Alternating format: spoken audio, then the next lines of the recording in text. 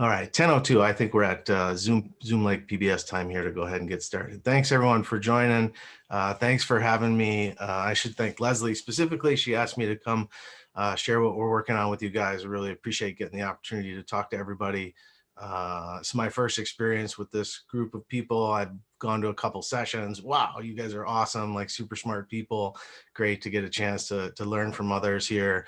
Saw some great sessions this morning, so hopefully I can contribute something to the process here. So I'm going to share my screen with you and walk you guys through what we've been working on here at Mediastorm. Just by way of background, Mediastorm started in 2005. We've made about 350 films now. We're mostly known as a documentary film production company.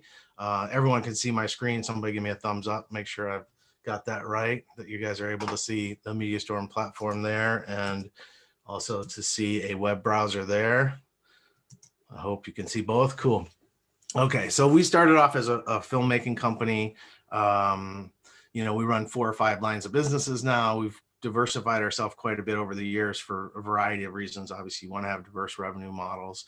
And somewhere along the way, it became very clear to me that we needed to own the tech stack. We needed to own the relationship with our audience. And it's just been so hard as an independent media producer to do that because, frankly, the social platforms kind of got in the way of that process. And so I'll start there with what I see being one of the big challenges that we have as independent publishers. And just by way of telling you guys what the Mediastorm platform is, when I look at the ecosystem that was presented at this conference, I think we sort of fit at the end. Like, there's a DAM system, and then we are a publishing model for reaching your audience, reaching consumers. And obviously the big way that's been happening over the last decade has been social media. But I truly believe that social media has duped us. They've taken our audience, they've taken our business model, they have all the analytics, they own the relationship with the customer, they usurp our brand. There's a whole bunch that's not going well in this relationship. So a couple examples. We have 26,000 people on Facebook who've actively clicked a button that says, I like Mediastorm. I want to know when Mediastorm does something. The problem is when we make a post of those 26,000 people, only 597 of those people actually see the post, which is insanity, right? It's like no way that we can stay alive as an independent production company if that's how we're going to reach our audience. So we see Facebook and frankly all social platforms as top of the funnel, a way to find new audience. But our whole goal in life is to get you off of those platforms onto our owned and operated site where we can have a deep, rich relationship with you. And to do that, we have to out-publish the platforms, frankly. We have to tell a more robust, more complete story on our owned and operated site. So this is our owned and operated site. This is our brand. It's got a black background and blue borders. That's kind of our aesthetic. And this is a very difficult film that we made back in 2008 with an amazing photographer named Jonathan Turgovnik. It's a story about the genocide in Rwanda, and these are women who have come out the other side and have really intense stories to tell. So on our site, we sort of protect the brand experience. On YouTube, we look like YouTube, right? I mean, I cannot tell you guys how many times in the last 15 years I've had somebody come up to me and say, I saw this incredible film on YouTube, and they described for me the film, and I realized like they're telling me about a film we made. Like, I'm like, dude, that's a Mediastorm film. You realize that? They're like, oh, no, I saw it on YouTube. And it's like, well, good for YouTube that they're getting credit for the film that we made, right? So our brand sort of gets usurped in this process. And then the other challenge that I see with YouTube, which I love, it's a great way of finding customers. But the reality is we don't own this playlist, right? We don't own the algorithm that dictates this playlist. So if you look at the 5th item down here, this is a woman in a bikini. Like, what does that have to do with our content? It's actually offensive that that's placed against our film. So again, not owning that algorithm is problematic. Our goal, as I said earlier, get you off YouTube onto our owned and operated site. So here is our player. This is what we've been working on building. It's pretty unique HTML5 player. And the way this project worked, we actually had 25 individual women's story in this project. So we actually cut 25 individual short films. And then we took like a 2-month break because it was a really difficult film to work on. We came back, we watched everything again. It turns out that 9 of these women hit every major theme in the story. So we rolled that into what we call the feature presentation. But then we had 16 films. They were produced. They were quite compelling. They were a little bit redundant to what was in the feature. And most filmmakers are going to leave that on the cutting room floor. Like, omission is the act of creation. But I didn't want to do that to these women who had come forward and were so brave and sharing their stories. So we created this concept of a folder, a way to have 16 films, 33 minutes of content. And I know that might seem kind of trivial, but creating this hierarchy is very important for me to tell my user what to do. So we have very sophisticated playlist capability. When we go full screen, it says Mediastorm. It doesn't say YouTube, right? It says Mediastorm. And this is what we're doing now is we're white labeling this player so that any logo can be put in here. So for example, this could say Starbucks with a green line instead of a blue line, right? And so we're wrapping our strategy for clients, allowing clients to use it. The other key idea that we're working on is that we're not replacing your Vimeo offering. We love Vimeo. We think it's the best sort of video playback engine out there. And so this is Vimeo's cut down. We're literally wrapping our Vimeo player with our interactivity. So you get our playlist, and then the big interactive component for us is menu. And menu, I think, is something I've thought about for a long time, like the creating metadata for video. Like we all know IPTC for photography, there's a standard way of sharing that. Video doesn't really have that yet. Maybe someone at this conference is inventing that, but we came up with this model called menu, which allows us to create these sections. And these sections are obviously great for telling you what this film is about editorially, but it's also giving me now something for Google to pick up and index. So you've got things like credits, special thanks, award won, and related links, right? So rich metadata. And then we get to my pet peeve on the web, which is often you see something that makes you care deeply, but they don't tell you what you can do to actually make a change. So in this case, we have a get involved section. You can donate to Foundation Rwanda, or we're upselling an educational curriculum with Amnesty International. We also do merchandising here. So this is where you can buy the film or you can buy the book. And in this case, the book is going out to Amazon. This is an affiliate relationship that you can put in place. You'll see there's a Mediastorm tag in there, which means we get 10% of every sale. It's not just this book, it's anything you buy during that session on Amazon. And I know that because someone bought a $700 circular saw and we got 70 bucks for it. So kind of a strange way of making money in journalism, but I'll take it, right? Join is our upsell to subscription. Transcript is what you would expect, is also in multi-language. We think language is key growth area. Also, we support Vimeo's subtitling process down here. So really rich metadata. And then our big focus early on with the player was allowing people to embed it. So when we launched this in like 2008, you could pick up this piece of code and you could embed this player anywhere on the internet. So our goal is not to replace your content management system. What we're trying to do is supercharge your video and your interactivity, and do that through this embeddable player. So let me show you what I mean by the player. This is someone else's website. It doesn't look like Mediastorm at all. So I'll just make this big, juicy version for you guys. So I would argue, even though that website doesn't look like us, when our player loads up, I would say we look like Mediastorm. It says Mediastorm right on it. And of course, that's, again, what we're white labeling. Now, the benefit of the player here is, I love this example. This is a film we did about climate change. And this is Dennis Dimmock's website. Dennis Dimmock used to be the executive editor of National Geographic. He's one of the top thinkers in the world on the issue of climate change. So I'm psyched that he watched our film. He wrote all this stuff about why it's worth your time to watch it. But then he embeds the player. And when he embeds the player, he's essentially embedding a piece of our website on his website, because everything I showed you about it goes with it, right? So you've got all the about information, you've got the playlist, and you can embed from an embed, right? So it's our brand, it's our analytics, it's our editorial control. And that to me was a big part of like the challenge of going viral. The other reason that we wanted to build our own players, we wanted to own the transaction process.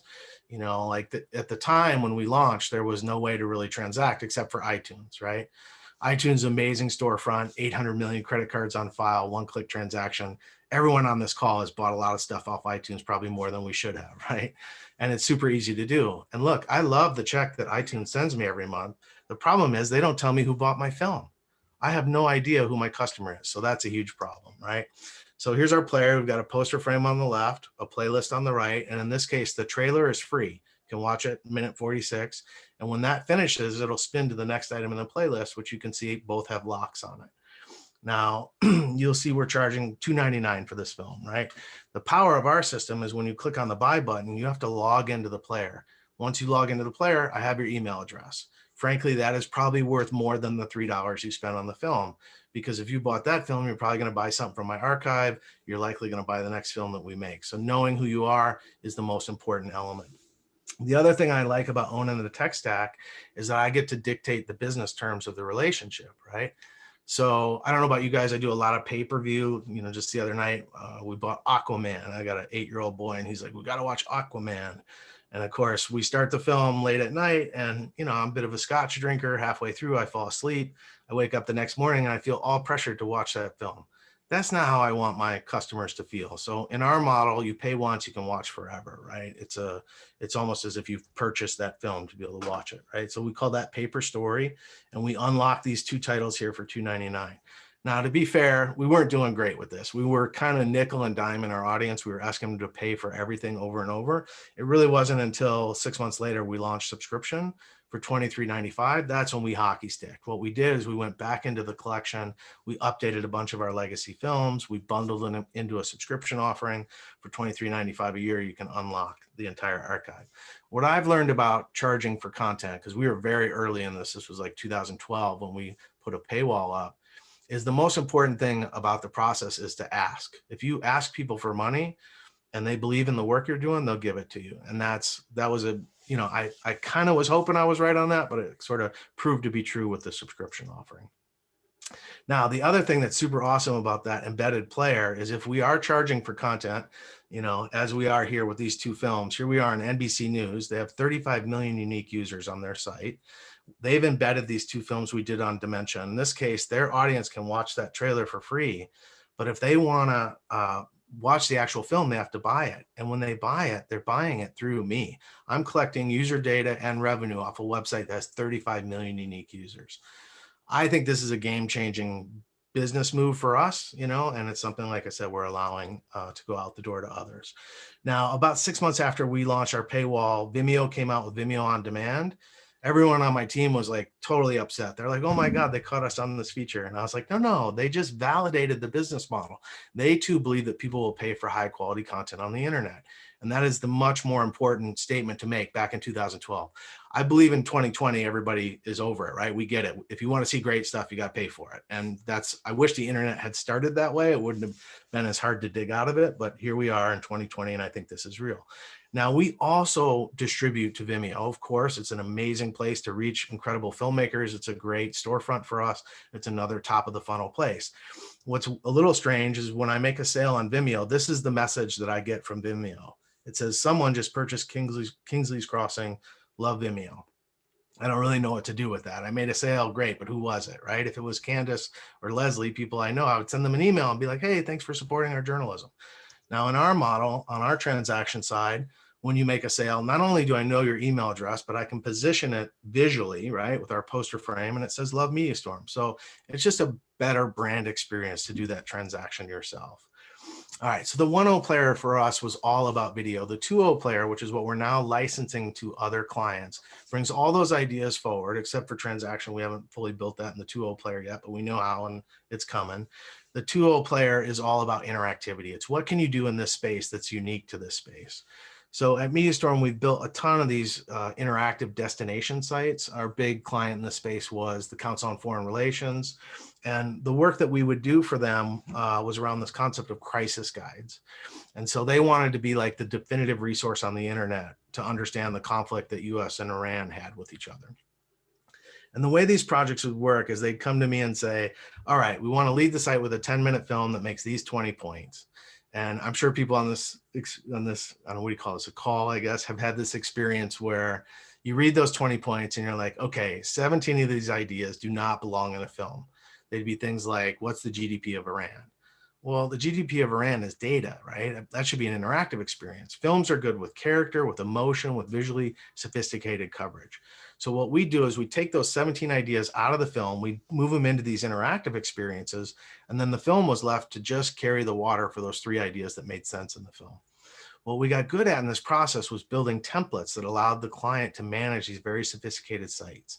So templates for packaging video, interactive timelines, bubble maps, interactive charts, and then the one we just launched is Slideshow.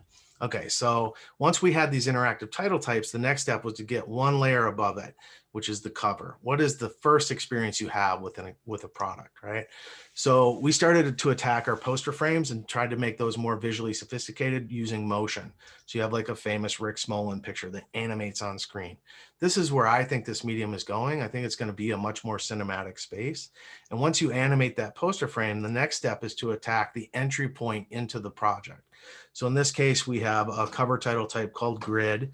It's 4 entry points. The first vertical goes to a feature-length film. The second goes to an epilogue. The third goes to a slideshow. The fourth goes to a timeline. So cover just allows us to put a beautiful experience on top of the interactives. It also allows us to set brand experience. So we make the films for ICP every year for the Infinity Awards. And this is a cover title type called menu, in which case you roll over publication, we sub in the type and the visual. I think this looks really good. The cool part about this, I built this in 90 seconds with no code. That's the power of our tool set, is it takes, battle-tested, client-driven ideas and makes them, something that anyone can editorially update these ideas. So that led us to our first big licensing deal, which was with Sundance in partnership with the Gates Foundation on this short film challenge. In this case, they had 8 films that they wanted bound together. And the power here is it's their editorial playlist. It's fully their control. There's no woman in a bikini there, right? It's just their content. It's their brand, and it's an embeddable player. So to me, it's about taking control back of your brand and your editorial experience and your business model. That's what the player allows you to do. So that led us to our next big project, was with Abigail Disney, called Trials of Spring. And this was about the role that women played in the Arab Spring. And we had 4 films in 4 different countries. So in this case, cover, we used map as the cover. So here you roll over Yemen, I'll show you that film. You roll over Syria, I'll show you that film. So map is the interface into the content experience here. In this case, we've partnered with a third-party company called Mapbox, which I'm sure some of you guys are familiar with. Amazing organization. They control the border names, the country names, and the border changes. We bring interactivity on top of that map. All right, so that brings us to the tool set. I'm going to show you guys the back end now. And this was rebuilt from the ground up a couple years ago. We had a chance to work with the Carnegie Foundation of New York on a big project about US-Russia relations, which a couple years ago was kind of the hot topic in the news, right? That was the big thing everyone was talking about. And so we dug in and we rebuilt the tool set here. I'm going to close a couple things up here. So this is our back end. And as I said, we're not trying to replace your content management system. I'm sure people on this call have gone through that process of replacing a CMS. It's a horrible endeavor. It can take 2 years. It can cost $1 million. It can kill a couple people. I want nothing to do with replacing your CMS. I want to supercharge your video and your interactives. We plug into other systems. And so we're organized around 3 concepts here. One is media. So we manage your audio, your images, and your video. The other is titles, and those are all the interactive experiences. I'm going to show you several of those. And then the last is this idea of releases, where we write once and we publish many, which obviously in the world we're in now is super important. So I'm going to show you a couple examples. If I sort by video and I open this Madeline Albright clip here, this is Carnegie's Vimeo player. So they upload their video file to Vimeo. They can choose to display that on Vimeo. They can also hide it from Vimeo and only show it in this custom player, but it's, multiple distribution points. And we call the Vimeo player in this case the data, and our focus is on separating data from presentation. So we have 5 ways to present Madeline here, and you can see this vertical crop that's a pretty terrible auto crop that was made. The beauty is I can just click edit and I can fix that crop in 2 seconds. And that to me is like a huge improvement in my efficiency. That used to take me 20 minutes. Where's that file? Open it in Photoshop, crop it, compress it, re-upload it to overwrite the directory. It's just like dumb work, right? What we're trying to do is make the process editorially focused. So all of our tools, we use them. They're, for us to publish the work that we're trying to publish. Then we have this idea of releases, and we can release an individual player that has, a cover and multiple things combined, or we can also do one of these full-on destination websites. So I'm going to show you an example of that. We have this concept of a site builder, and site builder is pretty important. It's this ability to just drag and drop and reorder the navigation of your website, right? You have complete control, no code, all easy to update. And then I also can preview the site. I should tell you guys, I'm sitting on a really big monitor here, so I'm going to resize some things so that I can show you both the tool and the website in real time here. So on the right, you have the tool. You'll notice right here, it says Miss an Identity. That is the first navigation item here, Miss an Identity. And it has two title types under it. One is called cover and the other is called video playlist, right? So when I hit Miss an Identity, the first thing you're going to see is cover, which is this background image, the button, the type. Looks cool, all updatable by the client with no sort of, coding experience. And then here's video playlist. This is our ability to have multiple folder structures and, to have video easily sortable. Now on the back end, same concept here, playlist builder, all drag and drop to reorder your playlist of videos. I can go into edit mode. I can change engagement to, DMLA, right? Whatever I want it to say. So again, easy to update, no code. The next one I want to show you is timeline. So timeline is really a great way of showing historical evolution of a story. In this case, this is the history of US-Russia relations. So I can, go through by single date, or I can speed scroll into a deeper experience here and I can go back to the start. Now, what's cool, if I go into titles, these are all the title types that we support. It's a pretty robust list now. And if I sort by timeline and open this guy up, the first tab, the general tab, is what we share out to social. So we can have, custom messaging there. And then here is the the timeline itself on the left. And the beauty is how easy it is to add a new slide. So if I say add slide 1776, January 1, it gives me a display date. I'd put in a headline, a description. I can add an image or a video from my existing library, or I can go out to YouTube or Vimeo. I can grab any publicly facing, video experience. So we'll just take Brady and Gronk. Sure, that fits. And we'll say add from URL. And I say paste. So there's my YouTube clip. There's my description. There's my credit. And I hit save. And this is the power of the tool set, is that we haven't touched this timeline in 2 years. And Carnegie keeps it up to date almost on a daily basis because, every day Trump and Putin are in some detailed conversation about things and they got to add to the timeline, right? So again, we want tools that are updatable, easy to tweak, easy for our clients to maintain. So there's our Gronk and Brady clip and our bogus data, and we're right back into the timeline. Easy stuff. So I'm just going to delete that because that's obviously not part of our experience here. All right, two more I want to show you inside this. One is maps. As I mentioned, we do third-party integration here with Mapbox, and they're, really amazing technology. They're, just like Vimeo is great with video, Mapbox is great with maps. So what we bring to this is interactivity. So in this case, if I click on Afghanistan, that's all coming out of our tool. So we manage the legend, we manage the categories, and we manage what you get when you click on something. So very quickly, I'll show you pin map. There's only one in this experience. Here's pin map. Again, that first general tab is what would go out to social. Here's the categories and the legends, which are all updatable, reorderable, tweakable, easy stuff. Here's the hard part. Obviously, there's the data we're showing with Afghanistan, the two categories. The hard part is, where is Afghanistan? So locating that with an interactive point or GPS coordinate is also supported. And then there's the rich media that is displayed. Now, I realize to you guys, this probably doesn't look very sexy, but to me, this is epically sexy. This client used to call us a couple times a week asking us to update something that they should have been empowered to update. And now, of course, they can do that. So that's the power of the tool set. And then the last one I'll show you inside this experience is, we call this audio with chart. And in this case, we've got a basic audio playback engine here. And then here's the GDP that they were asking me for to have in the film, but now it's an interactive, right? In this case, I can actually say, show me the EU against the United States, and I can make some type of comparison.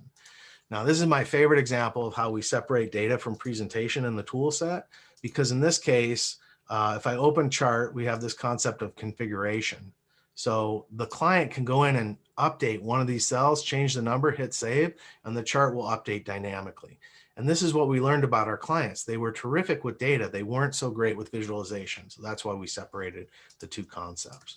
Okay, a couple other things I want to show you about this. The first is the cover that we built for this. This is, again, a template.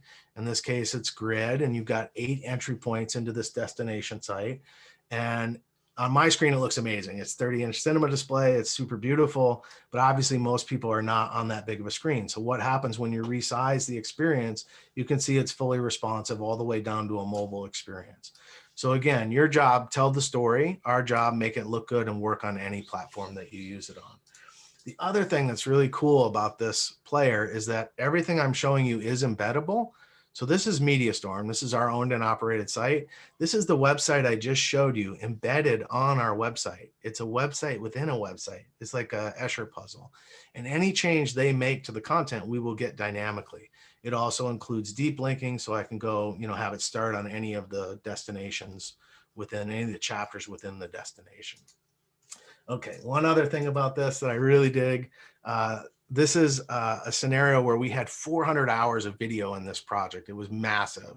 And we obviously couldn't produce all of that in a covered way. So we had a lot of talking heads, a lot of expert talking heads. And those were played back via Vimeo, right? So here you've got our talking head. And instead of having to cover this, what we did is we created an integration with our interactive. So now you can actually see we've made him small, and I can go into interactive mode and I can go back. That's what our tool set's about. It's about integrating these disparate content types to tell the story in the best possible way. All right, two last big ideas I want to share with you. One is Slideshow, which I know is probably the most relevant to this particular group. And this is the way we launched the Infinity Awards this year. This is Don McCullen, amazing conflict photographer, was awarded Lifetime Achievement by ICP's Infinity Awards. And so on the left, you can go see a film about Don's life.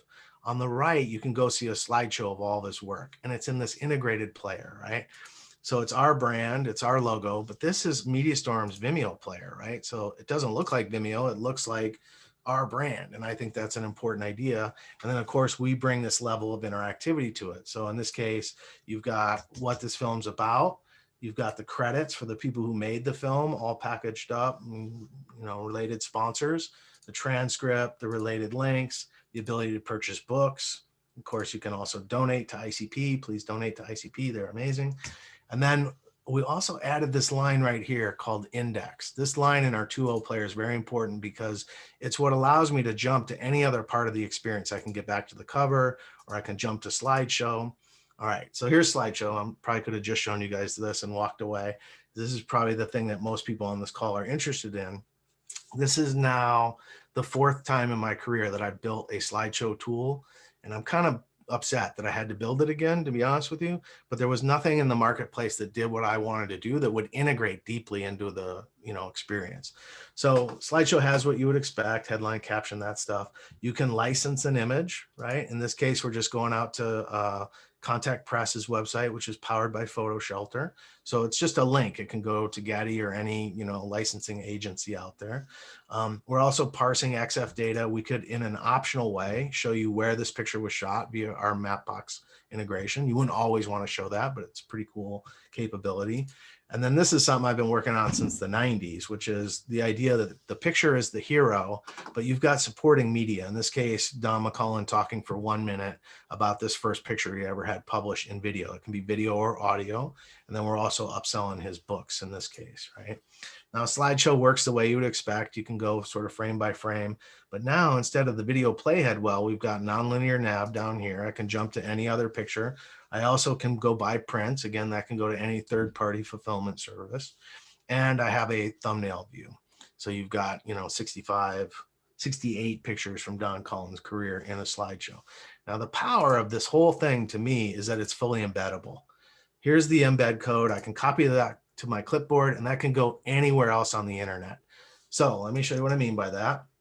Here we are on the British Journal of Photography, very important industry insider site, and they did this huge story about the ICP Infinity Award winners. And then as they talked about them, they also embed our player. Now here's the beauty, is that everything I showed you about the player is fully functional. They've essentially embedded a piece of our website on their website, and that menu goes with it. Everything's fully transactable. So again, it's our brand, our business model, our support for our sponsors, very sophisticated player.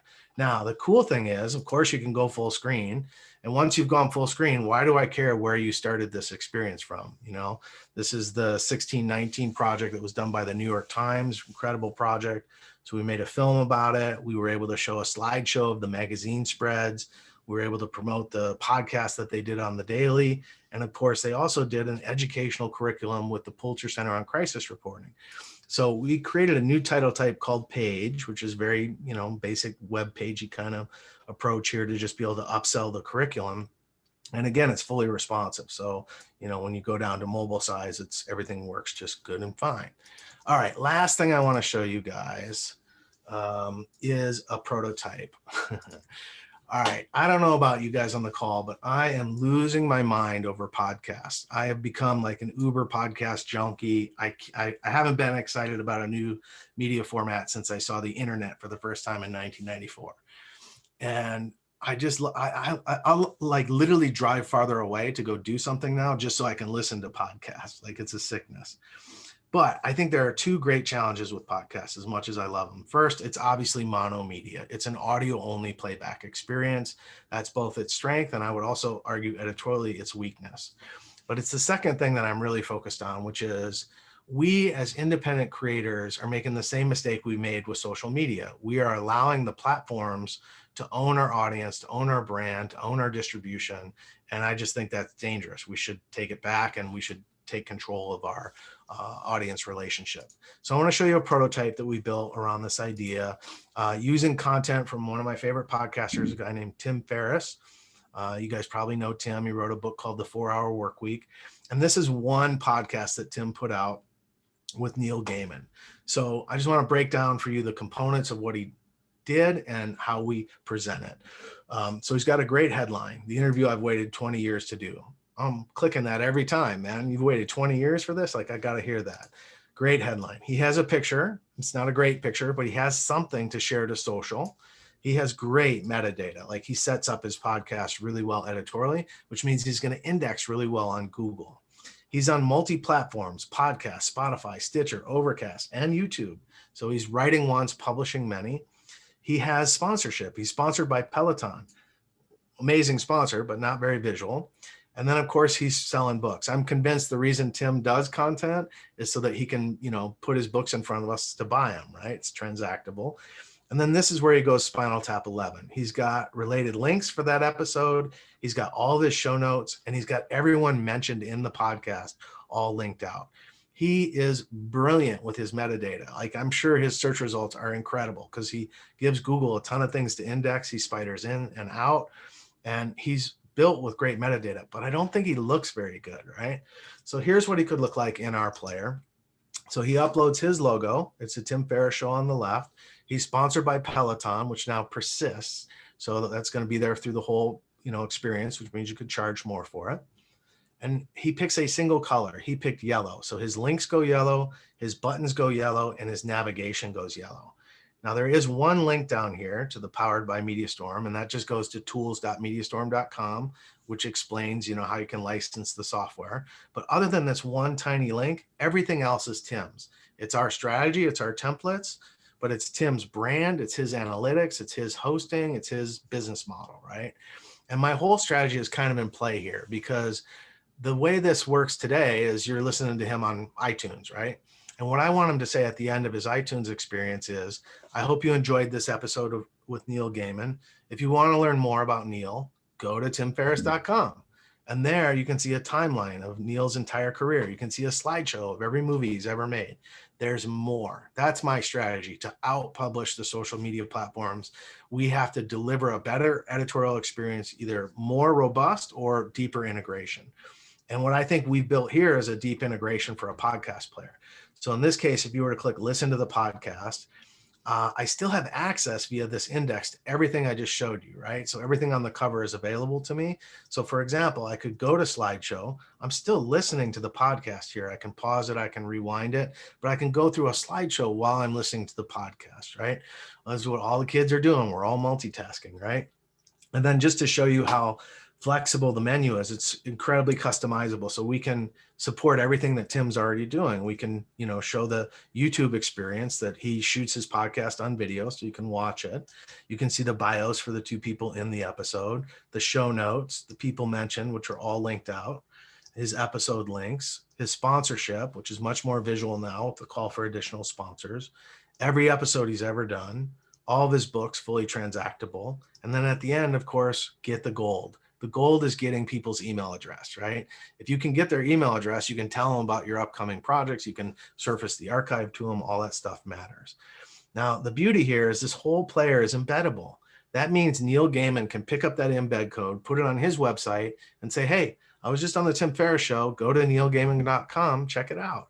And when you get there, you get this player, which Tim Ferriss is psyched about because it's his brand, his analytics, his business model, all fully intact, his editorial control. And of course, it's a podcast player, which means everything has to be fully responsive. Everything has to resize itself and work on a mobile experience as well. So that's what I wanted to share with you guys. Again, we started with video as our primary media type. Our primary focus was on, playing back. We've made 350 films now in the last 15 years. So we wanted a good way to package those. And we added these interactive experiences. We were doing a lot of work on them for clients, but we also needed a way to really, showcase that stuff together. And I hope it's clear, like we built this is the engine that we're going to redesign Mediastorm's entire future around this tool set. But we're also working with clients to, license them the tool set and help them, create stories like this as well. The perfect client is someone who's actually going to just license the tool and use it and tell their own story. They would use our strategy, but it would be their editorial content, their brand in the process. Okay, so let me stop sharing my screen because I spoke for 38 minutes. Sorry about that. That was a lot of talking. Let me just stop and see if people have any questions or have any comments. I'd love to know just like what people think. Does it make sense? I mean, it's like I haven't talked much publicly about this, to be honest with you. So you guys are one of the first big public audiences to check it out. So questions, thoughts? So I see from Leslie Hughes, this is useful for long form video. Is it also useful for wrapping images? If it is wrapped, does it travel with the content when shared? Yes. So you can do a single image media release with your brand. I mean, we haven't done that. I'd much rather do a full slideshow, but yeah, you could do a single image. You could also do a slideshow, and that's fine. For me, where the tool set really shines is when you have multi formats of telling a story and you put a cover on it, right? When you have a beautiful cover on top of it. So it's really targeting like visually sophisticated storytellers, but you could simplify it, strip it down and use it for a single image for sure. You could get all that same capability where it was your brand and it was all your metadata traveled with it. I should try that. I've never built anything like that. It would take like a minute to do it. It's easy. To create a release that is a single image could be done with a menu. Yeah. It looks amazing. That's so great to read. Thank you, Allison Smith. It looks really nice. What about pricing? Great question. So I am pricing the tool set the same way I price our production services.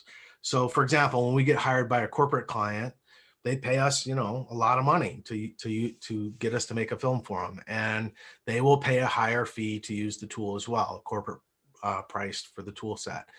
Now, when we go make a film for an NGO, someone we care deeply about their mission, like we'll charge them way less. Like I'm always trying to price our services in a way that is fair to us as storytellers and fair to the client in terms of the value that we're providing to them. So, we have some corporate clients that are paying $100,000 for the tool set. We have some NGOs that are paying $5,000 a year, right? And price is a negotiation point for me. It's not something that I wouldn't want someone to not use the tool set. Like if it was a fit for them, it's a software as service, you pay a yearly fee. And that fee should be fair to you and fair to us, which I know is like not scalable, but like where we're at today, like that's kind of how I'm onboarding clients right now. And then there's one other kind of unique element to what we're doing is that we don't host the experience. So we require you to set up either an Amazon S3 bucket or to create a Netlify account, which is our preference now for you to create a Netlify account. And they give you something like 1,000 gigs of egress a month for free, which is amazing. So it can be a cost if you have enormous traffic. But if you have enormous traffic, you're probably wanting an S3 bucket anyways, right? So we're pretty flexible in the way it's hosted. And the reason that I chose to go that route, there's a couple of reasons. One, I don't want to pay for your hosting. I don't want that variable on top of me every month. But also, like, it means that you own everything that you've done. So once you hit publish, we send a flat experience to your hosting infrastructure, which means that if you stop using our tool, everything you've built works. You have it. It's in your hosting infrastructure. And where I live in Silicon Valley now, people think I'm crazy for doing that. They're like, you want to make switching hard. I'm like, no, I don't. I want to make a tool that works really well for our clients. And if it doesn't, they should stop using the tool. And I don't want to lock them into our system through some silly hosting process, right? That's not our strength. We're good at packaging, right? We're storytellers that are good at packaging.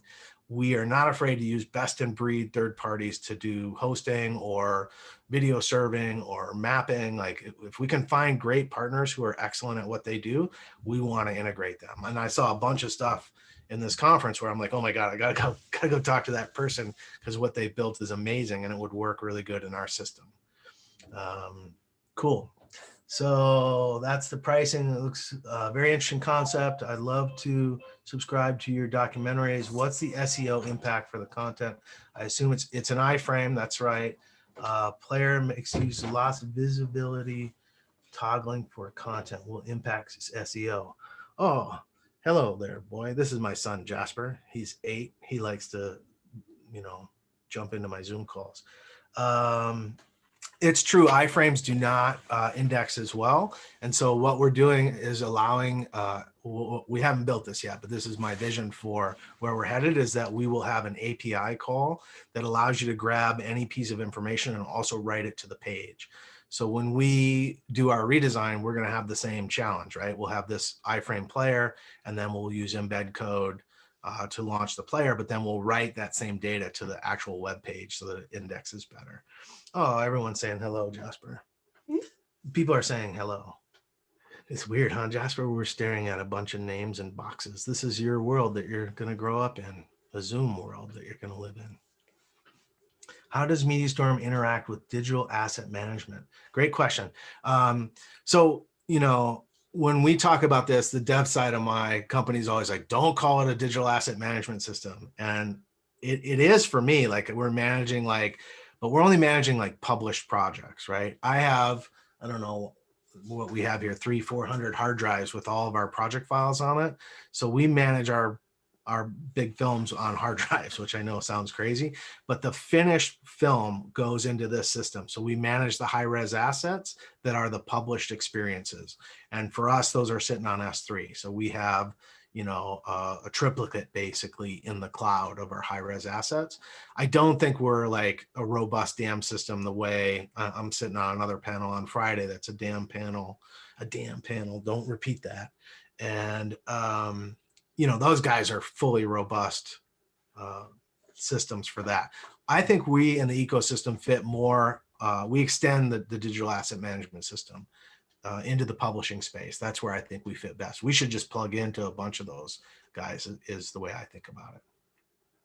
Right, none of the content is hosted with us, it's hosted with you, which means you have a duplicate. In our system, you're doing all the packaging, but when you hit publish, it writes a flat file to your experience.